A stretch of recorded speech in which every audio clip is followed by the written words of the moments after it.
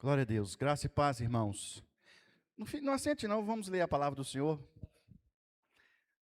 Nós vamos ler no Evangelho de Mateus, capítulo 5, nós vamos ver apenas o verso 1 até o verso 3. Quero compartilhar essa palavra do Senhor. Deus tem colocado no meu coração e segundo o querer e a vontade dEle, vou estar trazendo mensagens sobre o Sermão do Monte. Deus tem ministrado muito na minha vida sobre isso. E eu vou iniciar uma série de mensagens sobre o Sermão do Monte. E aí a gente vai acompanhando aí. Amém? Evangelho de Mateus, capítulo 5, verso 1 ao 3. Todo mundo achou? Amém? Diz assim a palavra do Senhor. Vendo Jesus as multidões, subiu ao monte e como se assentasse, aproximou-se os seus discípulos. E ele passou a ensiná-los dizendo: Bem-aventurados os humildes de espírito, porque deles é o reino do céu. Até aqui. Pai, é a tua palavra é a verdade. Pai, nos dá a luz, o entendimento, sabedoria de entender e compreender a tua palavra nessa manhã.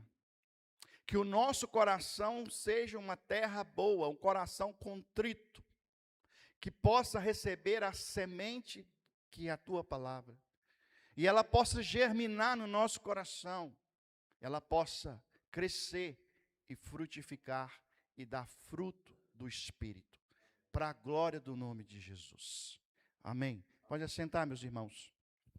Querido, Evangelho de Mateus 5 abre as bem-aventuranças, né? Isso chama muita atenção quando Jesus aqui começa a falar das bem-aventuranças no Evangelho de Mateus. Inicia o Sermão do Monte e abrange o capítulo 5 até o 7. Então, do capítulo 5 ao 7, o Senhor Jesus vai estar falando sobre o Sermão do Monte. E isso tem um significado muito grande para a igreja, para nós. E a gente vai tentar entender o que está acontecendo nesse momento, quando Jesus inicia essas séries de mensagens. E aí a gente vai tentar entender nessa manhã o contexto histórico, como se aplica isso na minha e na sua vida. A gente vai entender algumas coisas e a gente vai entender que nós estamos vivendo tempos difíceis, como aquelas pessoas viviam naquela época, sob o jugo do Império Romano. Havia escassez de emprego, havia viúvas abandonadas, órfãos, uma pobreza muito grande. Então havia ali um esquecimento dos menos favorecidos, né, dos mais pobres. E Jesus, ele traz um conceito, um plano para as nossas vidas que nós devemos aqui observar com muito carinho. Nesse sermão, Jesus apresenta uma nova perspectiva sobre a lei e a vida moral. Então, Jesus, no Sermão do Monte, ele vai trazer uma perspectiva diferente sobre lei e vida moral.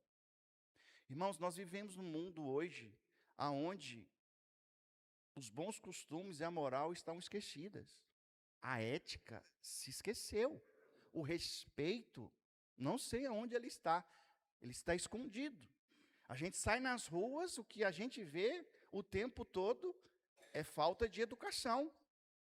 Eu estava no salão cortando o cabelo, e ali me mostraram 2 vídeos que eu não tenho coragem de falar no púlpito, o que eu vi, o que as pessoas estavam fazendo dentro de um carro de Uber e dentro de uma academia. É coisa assustadora. Então, as pessoas estão cada vez mais afastando do Senhor.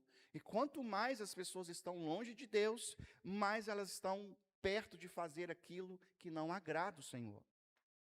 Nós somos homens pecadores, inclinados ao pecado e a fazer o que é errado. A nossa inclinação é fazer e praticar o pecado. Então, por isso, essa guerra dentro de nós, em fazer a vontade de Deus e fazer a nossa vontade. E por isso o apóstolo Paulo disse: o que eu quero fazer, o que eu quero fazer, eu não faço. O que eu não quero, aí eu faço. Não sou eu mais que vivo, mas Cristo vive em mim.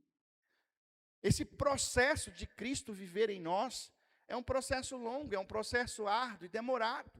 Mas quando nós entendemos o Sermão do Monte, Eu creio que as coisas ficam mais claras, se clareia na minha mente, quando eu entendo o que Jesus deseja para a igreja e para as nossas vidas.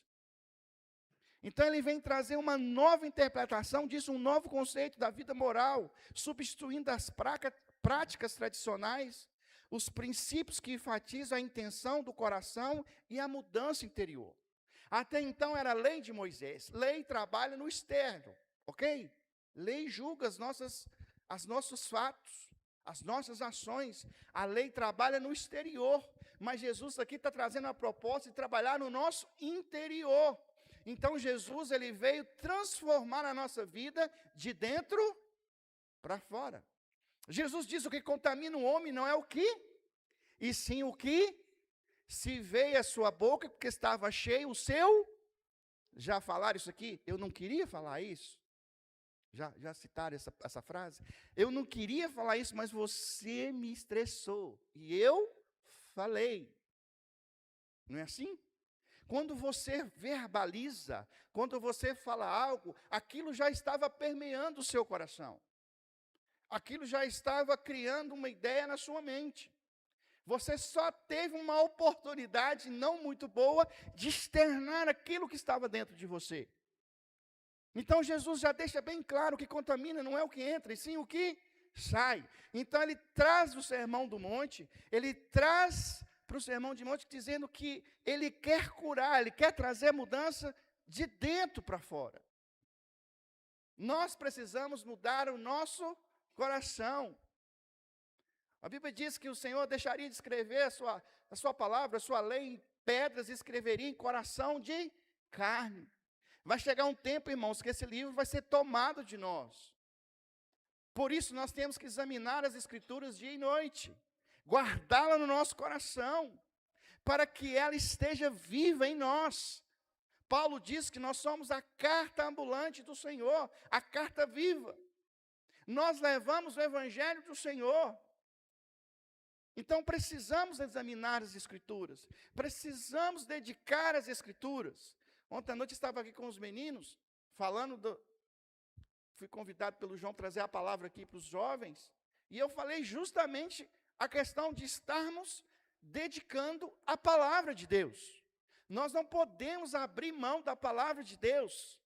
Irmãos, cada dia que passa, cada dia que eu converso com as pessoas, ou crentes ou não crentes, parece que pairou uma nuvem em cima dos lares, e estão os casais passando por grandes dificuldades, a qual eu ainda não tinha presenciado. Casais estão vivendo dias difíceis.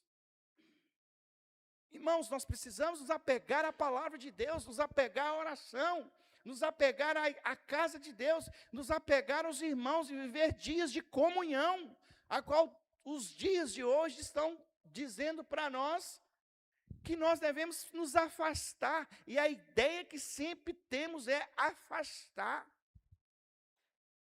Quando aparece alguma dificuldade, algum tipo de problema, a primeira ideia que vem na nossa cabeça não é procurar a pessoa, conversar, orar, mas afastar dessa pessoa. O pastor Jade falou alguns domingos atrás sobre conflito aqui. Não vou repetir o que ele disse, mas ficou claro para a igreja que vivemos dias de conflito, e conflitos têm que ser resolvidos. Não pode julgar conflitos ou guardar conflitos no armário, porque um dia vai sair, não conflitos no plural, e você não vai conseguir lidar com tantas coisas ao mesmo tempo. Problema você não precisa pedir, ele nasce sozinho. É igual tiririca no quintal, no seu jardim, você arranca, e daí uma semana você volta assim, como assim? Eu arranquei ela toda há 3 dias, e 3 dias depois você volta, ela está lá verdinha, brotando, pode ter sol, chuva, frio, neve, ela brota. O negócio do inferno, ela brota. Eu tive casa e tive jardim, eu ia, cuidava, batia remédio, fazia tudo. Lá estava a tiririca. Nada destruía. E quando você cavava, quanto mais você cavava, mais a batata da raiz era profunda. Irmão, o problema não pede licença para entrar na sua casa, ele entra. Ele simplesmente ocupa espaço.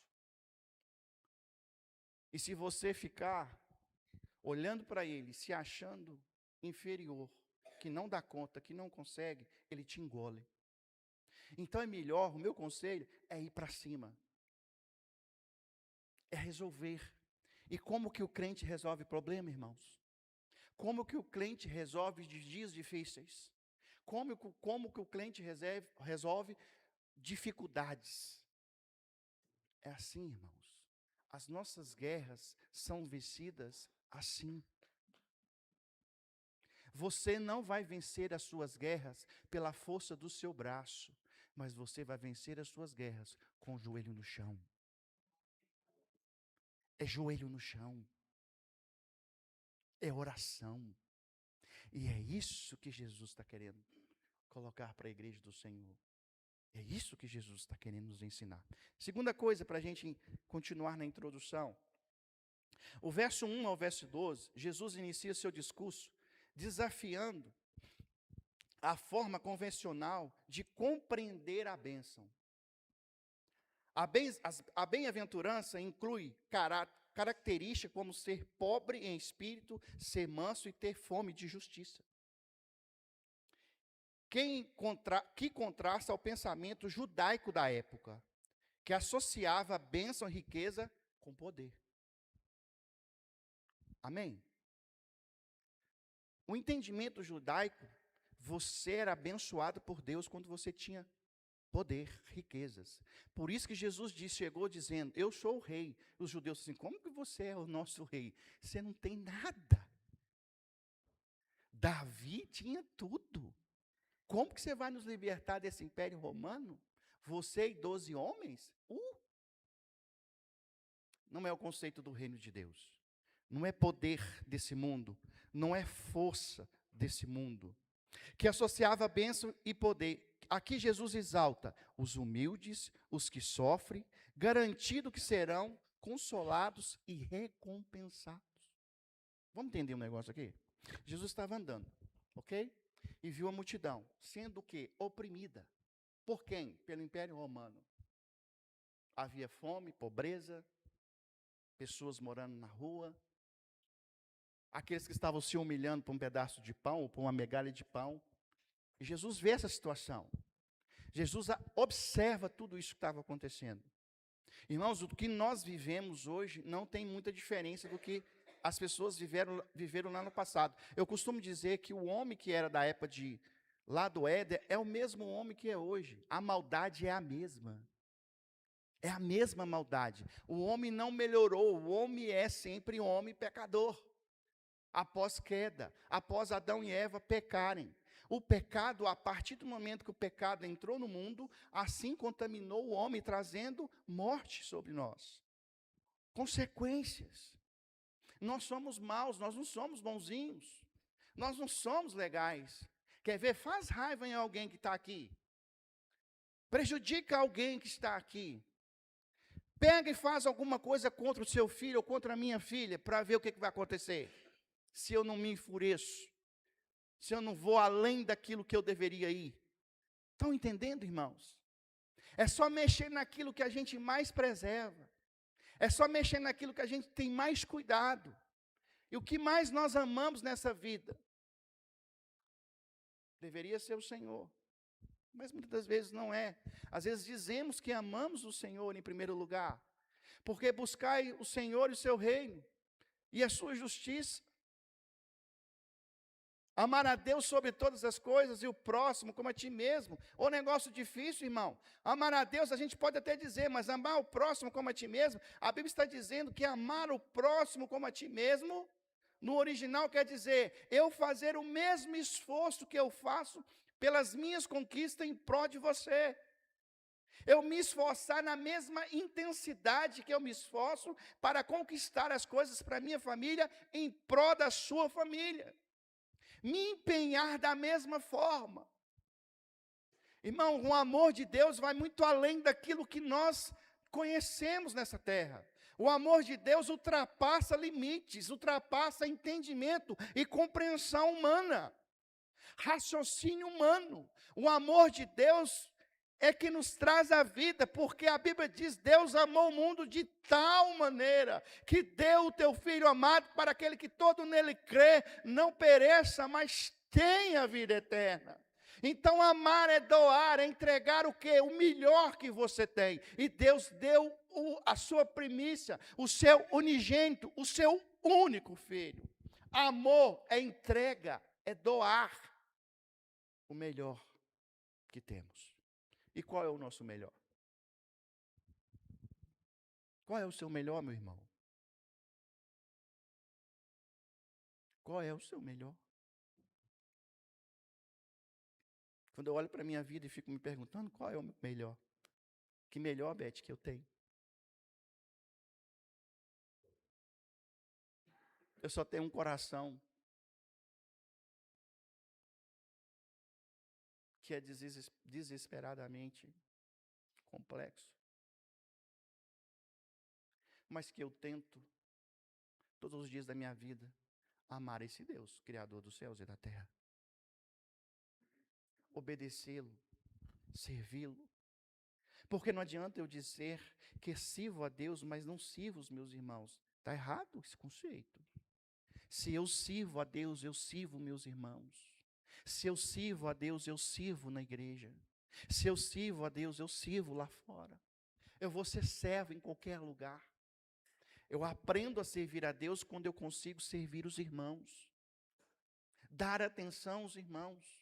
Estar junto, sentir a dor, viver a dor dos irmãos. Eu já disse aqui qual que é a diferença de dó por compaixão, não já? Qual que é a diferença de ter dó? Dó é quando você passa para alguém nessa época de frio. Você está vendo muito isso. E eu fui levar o Lucas na rodoviária, eu fiquei abismado, o caos que está aquela rodoviária. Não sei se alguém passou por lá esses últimos dias. Está um caos. E aquelas pessoas ali na rua Guarani, ali em volta da Praça Rio Branco, filas de pessoas dormindo debaixo da marquise, nesse frio. E todo mundo, inclusive eu, passamos por ali, olhamos aquelas pessoas, sentimos dó. Dó é você passar e ver a dor e continuar a sua jornada. Compaixão é você passar, parar, intervir e melhorar alguma coisa daquela situação. Isso é compaixão. Fazer algo pelo outro. Amém? Estamos juntos aqui? Posso continuar? Verso 1 diz assim: Vendo Jesus as multidões, subiu o monte, e como se assentasse, aproximaram-se os seus discípulos. Eu quero pegar esse verbo ver. É muito intenso o ver. Eu posso dizer que eu estou vendo os irmãos, não posso? E os irmãos podem dizer que estão me vendo, não estão vendo? Mas quando eu vejo vocês, eu estou vendo o que está dentro de vocês? Eu sei o que está passando na vida de cada um, ou no coração, ou no pensamento de cada um? Não. Quando eu estou aqui olhando para vocês, eu posso ter a ideia de que está tudo legal, está todo mundo bem. Mas pode estar grande parte dos meus irmãos e irmãs que aqui estão tendo um momento muito difícil da vida. Passando por lutas, porque eu estou passando por grandes lutas. Então a gente não sobe no púlpito porque a nossa vida está bem, ou está tudo legal. Nós subimos no púlpito porque Deus é misericordioso, gracioso e bondoso para conosco. Porque se eu for esperar o dia bom para subir no púlpito, eu nunca vou subir. Porque a nossa vida é uma vida de tribulações. E as tribulações, elas vêm não para nos destruir, mas para nos transformar em pessoas melhores, para edificar as nossas vidas, para moldar em nós o caráter de Jesus, para transformar as nossas vidas, sermos homens melhores, maridos melhores, servos melhores, filhos melhores. O Evangelho é transformação, igreja. Transformarmos em pessoas melhores, não em pessoas pior. Tem muita gente que está entrando, Jesus está entrando, está aceitando Jesus, vindo para a igreja, mas a vida dela fica pior. Ele se torna mais mal-humorado ainda, mais sem paciência. Irmãos, nós temos que ser melhores. Nós temos que sair lá na rua e dar um bom testemunho. Ter mais paciência com os idosos, ter mais paciência com essas pessoas, viver uma vida de santificação. É difícil viver nesse mundo, como esse mundo está indo em ladeira abaixo, a 200 por hora. Ver quer dizer uma observação intencional e penetrante. Então, quando Jesus diz assim, ele viu a multidão, você lê assim, uma observação intencional e penetrante. De quê? Das multidões. Então, ele teve uma visão intencional e penetrante. É diferente de eu ver o pastor João. Agora, se eu olho para ele de forma intencional e penetrante, não mudou? Eu vou observar a cor da camisa, o óculos, como está o corte de cabelo, como está a barba muito bem feita. Não é assim? Você começa a observar os detalhes. Quem que é bom nisso? Mulher. Mulher não é boa nisso? Quando a mulher olha para a outra, fala assim, ela está mais bonita do que eu. Por que assim? Emagreceu e eu não? O que está acontecendo? Não é assim que a mulher faz? Olha a cor do cabelo dela, olha o brinco dela, que eu quero um igual. Jesus, para a gente ilustrar, Jesus fez isso. Olhou a multidão com muito cautela e muito cuidado. Ele compreendeu a situação e aí agiu. Então, quando nós compreendemos a situação, vivemos o contexto, ele age. E aí ele vai e começa o quê? Ensinar. Porque ele compreendeu a situação da multidão. A multidão estava perdida. A multidão não sabia o que fazer. Pessoas com fome, pessoas desempregadas, viúvas ali, órfãos ali. Pessoas estavam sendo maltratadas, escravizadas. E Jesus vê a situação. O que Jesus faz? Vou ensinar. Lembra de Moisés quando subiu do monte e apresentou a lei de Moisés ao povo hebreu, que ainda não era judeu, e sim hebreu? Ele apresentou a lei. E ele subiu no monte para apresentar essa lei. E aí Jesus tem a mesma atitude, ele sobe. Jesus sobe para proclamar a justiça do reino como um novo legislador. Ou seja, Moisés ensinou as leis. Eu vou ensinar o reino de Deus para vocês. Irmão, isso aqui é um negócio muito de dentro para fora. Irmãos, como é que você faz? Se você encontra com um mendigo na rua, uma pessoa, um pedinte, e ele está com fome. Sempre na minha cabeça, eu preciso matar a fome primeiro, para depois apresentar o evangelho, não é isso? Preciso dar comida para esse camarada. Preciso dar um banho nele. Preciso dar uma roupa limpa para ele vestir. E ali poderia, imagino eu, nessa multidão tinha várias pessoas, e várias histórias, e várias situações, e várias histórias de tristeza e sofrimento. Como aquelas pessoas estavam sofrendo. E Jesus começa a ensinar. Olha o verso 2. Ele passou a ensiná-los, dizendo: ensinar, ensino vivo e penetrante que se projeta sobre todo o discipulado. Cristo como legislador supremo, o qual o novo Moisés sobre o monte inaugura a proclamação e a constituição do reino. Anota aí para vocês lerem depois, Deuteronômio, capítulo 18, do verso 15 ao 19. Nós não vamos ler. Depois, se vocês vão ler lá, vão entender o que eu estou dizendo. Não vai dar tempo de ler.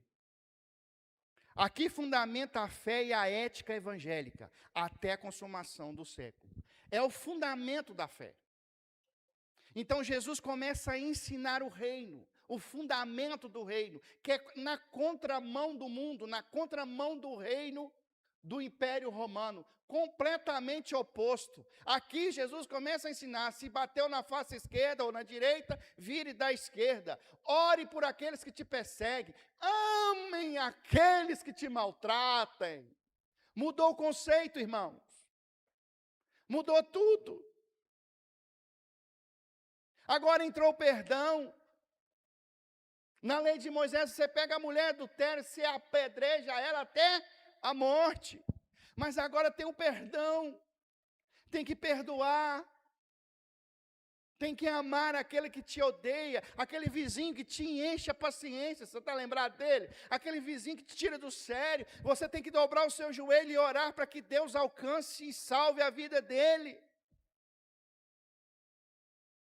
Aquele parente que só quer te sugar, um sanguessudo, é um morcego na sua vida. Não tem uns parentes assim, morcego? Só aparece na hora do chupar seu sangue. Você precisa orar por essas pessoas. E além de orar, você precisa amar. Sabe por que muitas das vezes a nossa oração, ela não tem muito efeito? Porque nós oramos sem amor. E para que essa oração surte efeito, nós precisamos amar primeiro. Para que eu deseje a salvação de alguém, eu preciso alcançá-la pelo amor. Eu preciso amar a vida dela, eu preciso ardentemente desejar que ela realmente seja salva. E aí eu entro com a oração. A oração, a intercessão para que Deus alcance o coração dessa pessoa. Então tem que ter um amor incondicional, um amor de Deus. Irmãos, o amor, a Bíblia diz em Apocalipse que o amor de muitos se esfriariam, e parece que eu estou vendo isso a cada dia que passa dentro da igreja, o amor de Deus se esfriando. A igreja precisa reagir. O amor só floresce quando não há amor. O amor só vai aparecer quando não existe amor. Amar os seus. Amar o seu irmão, a sua irmã. Amar aqueles que estão à sua volta. Exalar o doce perfume de Cristo. O doce perfume do Senhor Jesus, esse amor contagiante, esse amor que age, esse amor que está em ação, não esse amor que vem e cruza os braços, deixa acontecer, ele mereceu isso mesmo, que se lasque. Nós temos um conceito de julgamento muito aguçado, e esquecemos que Jesus amou. Jesus subindo para o Monte da Caveira, carregando uma cruz pesada sobre os seus ombros, ele olha para trás e diz assim: Pai, tem compaixão daqueles, porque eles não sabem o que estão fazendo. É desafiador amar, irmãos, mas nós abrimos a boca o tempo todo dizendo: eu te amo. Nós declaramos para as pessoas que nós amamos, mas quando esse amor exige ação, eu digo: não tenho tempo, não posso agora, estou cheio de compromisso, agora não dá, espera mais um pouco. Não é assim que nós agimos, que nós fazemos. O amor, nós vamos para uma região de conforto, para uma região que nós somos confortáveis, porque nós não queremos ser incomodados, porque nós já estamos cansados demais pelos nossos problemas, pelas nossas situações e nossas dificuldades, para poder ajudar, estender a mão para alguém que ali está carecendo da sua ajuda. E é isso que Jesus vê. Uma multidão carente. Uma multidão carente de amor. Uma multidão desamparada. Uma multidão abandonada, que carecia muito do amor. Verso 3. Bem-aventurados os humildes de espírito, porque deles é o reino dos céus. Humildes. O que quer dizer humildes aqui no texto? Humildes quer dizer uma condição de dependência ou pobreza em relação a Deus. Ok, irmãos? Humildade aqui é pobreza em relação a Deus. Não em relação ao arroz, o feijão, a carne, nada disso. Humildade aqui é uma dependência de Deus. Então Jesus está dizendo assim: da mesma forma que vocês dependem do império para sobreviver, Da mesma forma que vocês acham que o império romano, ou que os judeus, sacerdotes, vão trazer o sustento, vocês têm que ter essa mesma humildade de Deus.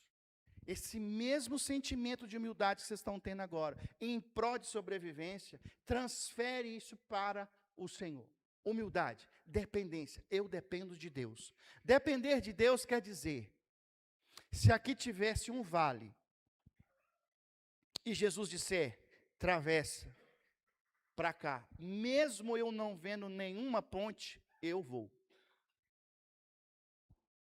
Ok? O que Jesus fez com Pedro? Lá na tempestade. Vem aqui, Pedro. Pedro desceu do barco e ele andou sobre as águas? Andou. Mas num certo momento, eu não sei o que passou na cabeça de Pedro, ele afundou. E Jesus disse para ele, homem de pequena fé. Então o crente, ele vive pela fé. Fé é a certeza, a convicção daquilo que não se vê, mas daquilo que se espera. Fé é dependência do Senhor. É depender de Deus para tudo. O arroz e o almoço que você vai almoçar amanhã, as contas que vocês vão pagar amanhã, o trabalho que vai te receber amanhã, é tudo para a glória de Deus. Os clientes que Deus vão te enviar essa semana, é para a glória de Deus. Se Ele não mandar cliente nenhum, é para a glória de Deus.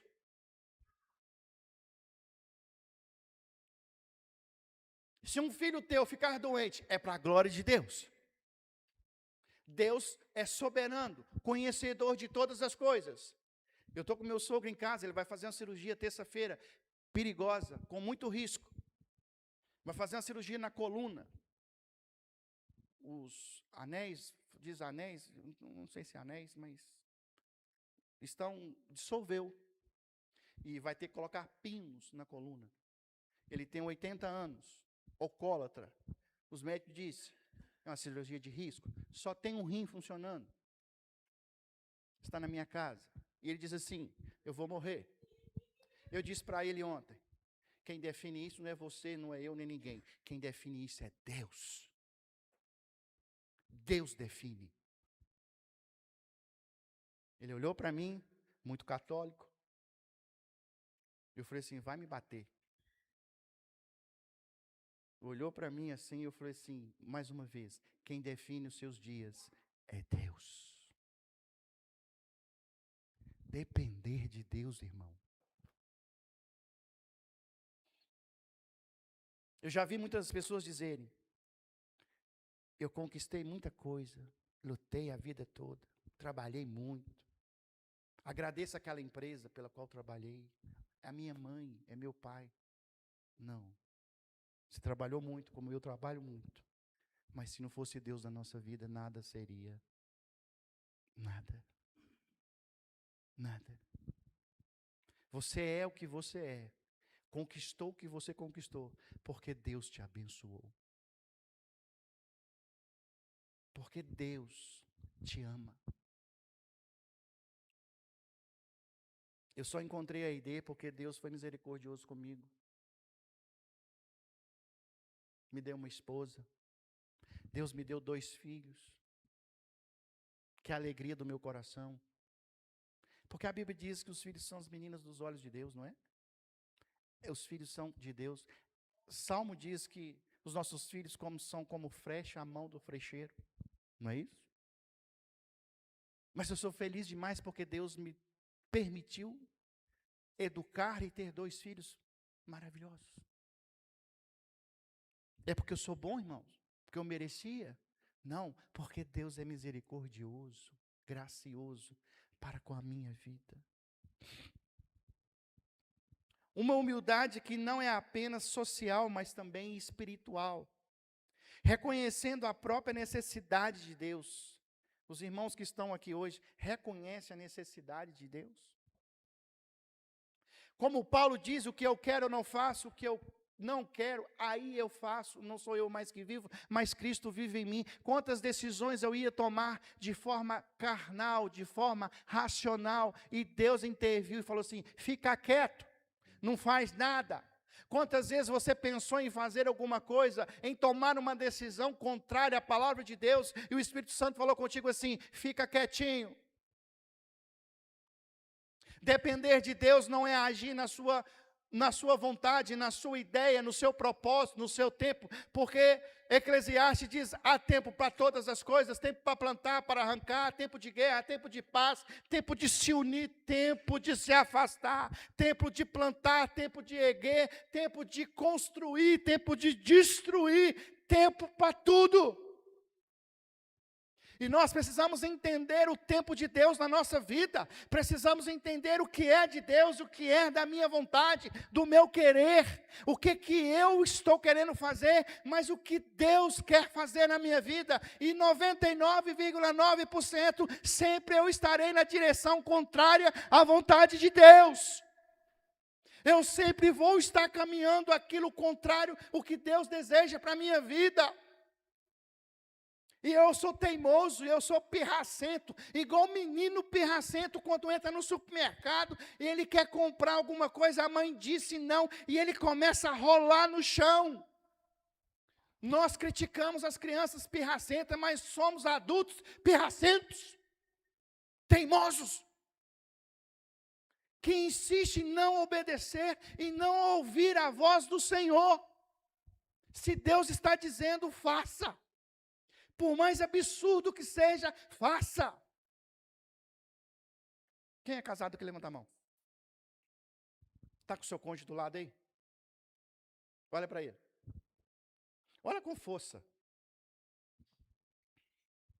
Foi Deus que deu. Foi Deus que deu. E se você falar que não foi Deus que deu, foi você que escolheu. Se vira. Se vira. Foi Deus que deu? Não, não foi Deus que deu, não. Então você escolheu. Se vira. Uma pergunta que não precisa responder. Quanto tempo você casado tem? Eu tenho 29 anos, vou fazer 29 anos de casado com aquela mulher ali, ó. Ela me tolera há 29 anos, mas ela ainda está bonitinha, está sem ruga ainda, está legalzinha. É 29 anos. Eu que estou meio acabado. 29 anos. Não sei, tem 10, 15, 5, 2 anos de casado. Quanto tempo você tira por dia para orar com a sua esposa? Quanto tempo você tira para fazer um devocional com a sua mulher? E quer que seu casamento seja legal? Quanto tempo você tira por dia para orar com o seu filho? Para fazer um devocional com o seu filho? E quer que seu filho seja legalzinho? Você está se dedicando a isso? Deuteronômio diz: encucai a palavra do Senhor nos seus filhos. Encuca. O que é encucar? Todo dia lá, ó, martelinho de dentista, ferrinho de dentista, ó. Não esqueça do Senhor, não esqueça do mandamento do Senhor. Guarda os mandamentos de Deus, guarda o Senhor. O Senhor criou os céus, a terra, o universo. É assim, encucar é isso. O tempo todo. Ensinando a palavra de Deus. Quando? Desde quando você está no seu ventre. Você descobriu que está grávida, já começa a pregar o evangelho para ele ou para ela, dizendo: Deus é Deus.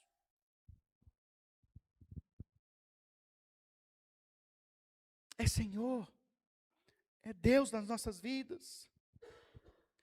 Esse reino espiritual que é estabelecido por Deus está acessível àqueles que são humildes. Então, o reino de Deus é acessível para aqueles que dependem de Deus. Devemos reconhecer a nossa fraqueza e dependência de Deus. Em um mundo que frequentemente valoriza o orgulho e o poder, Jesus reafirma que a verdadeira felicidade e bênção encontra-se na humildade e na submissão diante de Deus. Então, a verdadeira alegria, meus irmãos, é submeter a Deus.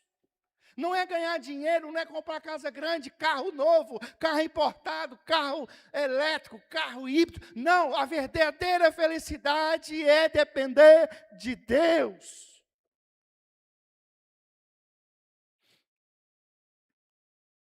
Irmãos, eu já entrei em palácios e não vi alegria. Não vi amor. Mas já entrei em casas que não tinha nem piso, era de terra.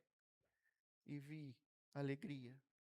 e vi amor, e vi paz. Casas construídas a pau a pico. Mas eu via a alegria de Deus naquele lugar. Pessoas felizes. E eu saí de lá questionando como podem ser felizes. E quando a gente vem para esse texto, a gente encontra que a felicidade está em depender do Senhor. Dependa de Deus todos os seus dias. A partir do momento que você abre os olhos pela manhã, até o momento que você fecha os olhos para dormir, dependa de Deus. Dependa dEle. Quando você vai ao trabalho, dependa de Deus. Fala assim, Deus. Quando você acorda e vê seu filho na cama, dependa de Deus, agradeça a Deus. Quando você olha para sua esposa, agradeça a Deus. Quando você olha para o seu marido, agradeça a Deus. Quando você olha para o seu pastor, agradeça a Deus. Quando você olha para a tua igreja, agradeça a Deus. Seja grato.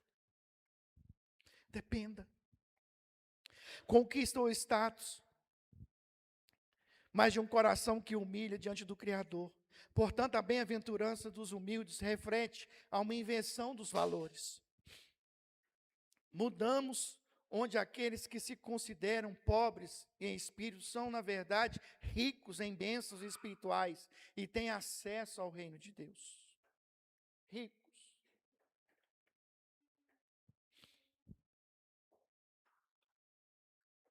Quando eu ainda não tinha entendimento da palavra de Deus, quando eu ainda não tinha entendimento do que era Deus, do que era o reino de Deus, eu dizia que a minha maior riqueza era saúde, e minha segunda maior riqueza era a minha família. Mas quando eu fui compreendendo o reino de Deus, compreendendo a palavra, hoje eu mudei essa ordem. A minha maior riqueza é salvação. Somos ricos porque somos salvos. Somos ricos porque somos perdoados. Somos ricos porque Jesus levou na cruz de Calvário o meu pecado e o seu pecado. Somos ricos porque Jesus morreu na cruz e ressuscitou, e está à direita do Pai e vai voltar para buscar aqueles que o amam e que o temem. Somos ricos porque Deus nos salvou. Somos ricos porque Deus nos chama de filho e depois nos chama de amigos. Somos ricos porque Deus nos alcançou. Amém, igreja? Ficou claro? Eu não estou dizendo que você não pode ficar rico das riquezas do mundo. Eu não estou dizendo que você não pode se enriquecer das riquezas da terra. Eu estou dizendo que a riqueza verdadeira está em Deus. Que a riqueza que realmente nos alegra e nos traz paz é a riqueza do Senhor. Mas pastor, por que sofrer? Porque a Bíblia diz: se perseguiram a Jesus e os profetas por causa do nome dele, quanto mais nós seremos perseguidos. Bem-aventurados sois vós, que nunca me viram, mas creem em mim. Existe uma recompensa, igreja. Na eternidade tem a recompensa. Você vai viver eternamente com o Senhor. Tá bom para você? Que adianta ganhar o mundo e perder a sua vida? Mas vale muito perder a sua vida, porque quem perder a sua vida, achará a sua vida. Perder para ganhar. Perder para ganhar. É o menos que é mais. Amém?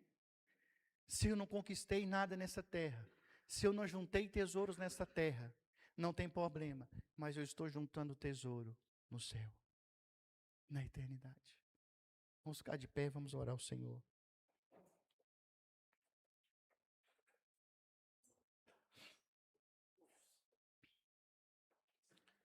No próximo encontro, quando tiver outra oportunidade, estaremos falando dos bem-aventurados que choram e dos mansos. Humilde. Saia com isso na sua cabeça. Aquele que depende de Deus. A nossa vida está nas mãos do Senhor. Eu dependo de Deus. Feche os seus olhos, vamos orar. Pai, nós te louvamos nessa manhã. Te engrandecemos porque o Senhor é bom e a sua misericórdia dura para sempre. Guarda o nosso coração, Senhor. Tira toda soberba, todo engano, toda mentira, toda maldade do nosso coração.